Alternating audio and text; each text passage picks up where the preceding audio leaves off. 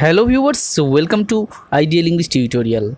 Today I am going to share another story with you. আজকে একটা নতুন গল্প লেখা শেখাবো। এখানেও সেই ছবি দেখে দেখে গল্প কিভাবে লিখতে হয় সেটা তোমাদের সামনে তুলে ধরবো।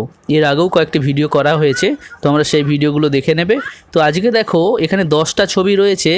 প্রত্যেকটা ছবিকে আমি সুন্দর করে প্রথমে বাংলায় ব্যাখ্যা করব এবং সেই বাক্যগুলোকে ইংরেজিতে ট্রান্সলেট করব এবং তারপরে দেখবে একটা সুন্দর গল্প হয়ে গেছে। তো এক বৃদ্ধ চাষি, তার 3 ছেলে ছিল। ছেলেগুলি সবসময় লড়াই করতো বা গণ্ডগোল করতো।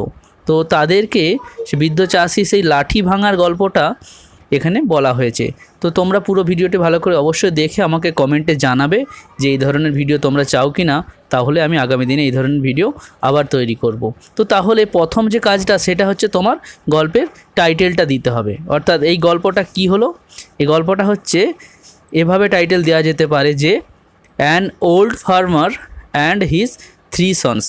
অর্থাৎ একজন বৃদ্ধ চাষি এবং তার 3 জন ছেলে। And old farmer and his 3 sons. তো এরপরে দেখো একদম প্রথম যে ছবিটা রয়েছে এখান থেকে গল্পটা শুরু হবে। এই ছবিতে আমরা কি দেখতে পাচ্ছি? এখানে দেখতে পাচ্ছি যে এক বৃদ্ধ চাষি বসে আছে এবং তার 3 জন ছেলে তারা গণ্ডগোল করছে। তো এখান থেকে কিভাবে গল্পটা শুরু হচ্ছে দেখো। এভাবে বলতে পারি যে এক বৃদ্ধ চাষি ছিল এক গ্রামে।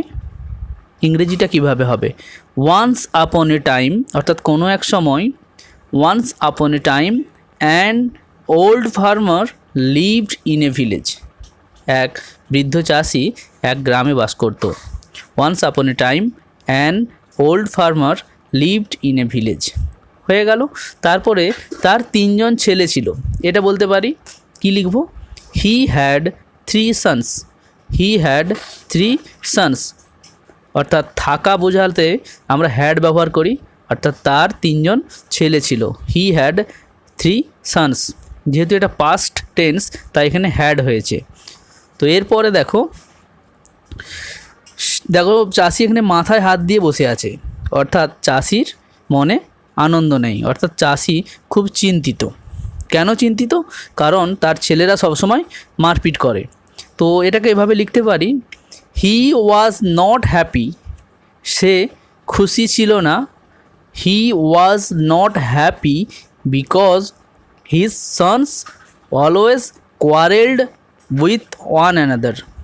আবার বলছি দেখো, হি ওয়াজ নট হ্যাপি, সে খুশি ছিল না, because his sons always quarreled with one another. দেখো তার ছেলেরা অলওয়েজ মানে সর্বদা, কোয়ারেলড পাস্ট ইনফিনিট টেন্স অর্থাৎ লড়াই করতো, উইথ ওয়ান অ্যানাদার অর্থাৎ একজন অন্যজনের সঙ্গে।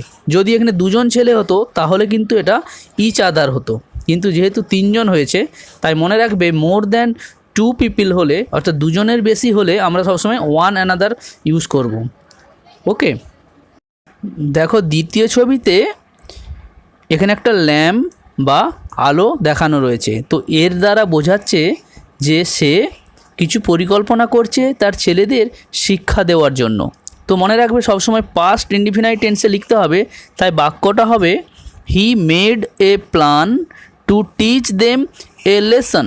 অর্থাৎ তার ছেলেদের শিক্ষা দেওয়ার জন্য সে একটা পরিকল্পনা করলো।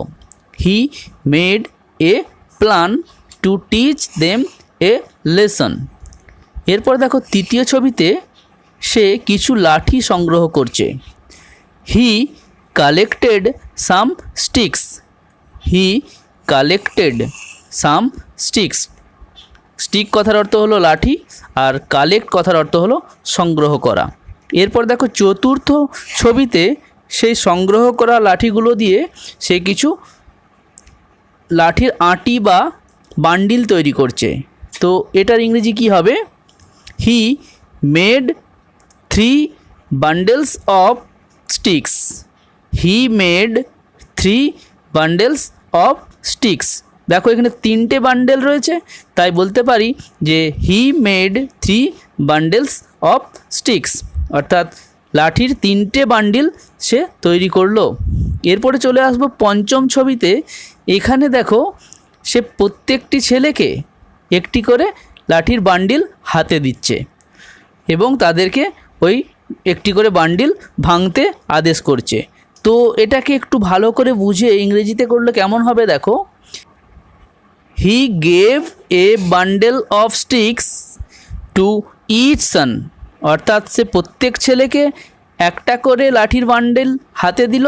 হি gave a bundle of sticks to each son and ordered to break it into pieces অর্থাৎ প্রত্যেক ছেলেকে একটা করে লাঠির বান্ডিল বা আঁটি হাতে দিয়ে সেটাকে ভাঙতে আদেশ করলো। এরপরে যে ছবিটা রয়েছে দেখো, এখানে তিনটি ছেলেই সেই বান্ডিলগুলোকে ভাঙার চেষ্টা করছে, কিন্তু তারা কেউ ভাঙতে পারছে না। ইংরেজিটা কী হবে? দে ট্রায়েড হার্ড, অর্থাৎ তারা খুব চেষ্টা করলো। দে ট্রায়েড হার্ড, তারা খুব চেষ্টা করলো, বাট ফেল্ড, কিন্তু ব্যর্থ হলো। একদম সহজ ভাষায় লেখা হয়েছে দেখো, দে ট্রায়েড হার্ড বাট ফেল্ড, কিন্তু ব্যর্থ হলো। এরপরে দেখো সপ্তম ছবিতে কি করছে, এক্ষেত্রে সে বৃদ্ধ লোকটি সে বান্ডিলটা আবার খুলে লাঠিগুলোকে আলাদা করছে। তো এবং প্রত্যেকটি ছেলেকে একটি করে লাঠি হাতে ধরিয়েছে এবং সেগুলোকে আলাদা আলাদা করে একটি লাঠি ভাঙতে বলছে। তো তখন ইংরেজিটা কিভাবে লিখলে হবে দেখো, then the old man untied a bundle. দেখো, then the old man untied a bundle, অর্থাৎ বৃদ্ধ লোকটি একটা বান্ডিলকে খুলে ফেলল। And gave a single stick to each of them, তাদের প্রত্যেককে একটা করে লাঠি দিল। ওকে, এ সিঙ্গেল স্টিক অর্থাৎ একটাই লাঠি।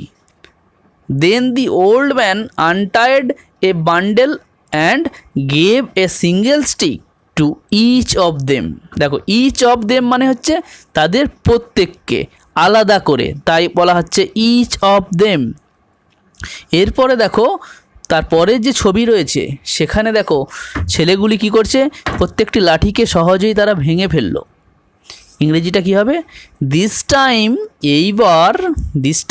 এইবার the sons easily broke the sticks, ছেলেগুলি খুব সহজেই লাঠিগুলোকে ভেঙে ফেললো।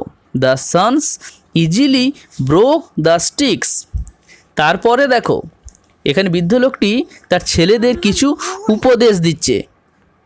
তো এটা কি বলতে পারে, যে সে বলছে, ছেলেরা তোমরা যদি একত্রিত থাকো তোমরা কিন্তু এই বান্ডিলের মতোই কিন্তু শক্ত থাকবে, কেউ তোমাদের ক্ষতি করতে পারবে না। কিন্তু তোমরা যদি আলাদা হয়ে যাও, তোমাদের মধ্যে যদি বিভেদ আসে, তোমরাও কিন্তু এই লাঠিগুলোর মতোই ভঙ্গুর হয়ে যাবে। তো ইংরেজিটা দেখো কিভাবে তৈরি করছি, একটু ভালো করে বুঝতে হবে। The old man gave his sons some advice, অর্থাৎ বৃদ্ধ লোকটি তার ছেলেদের কিছু উপদেশ দিল।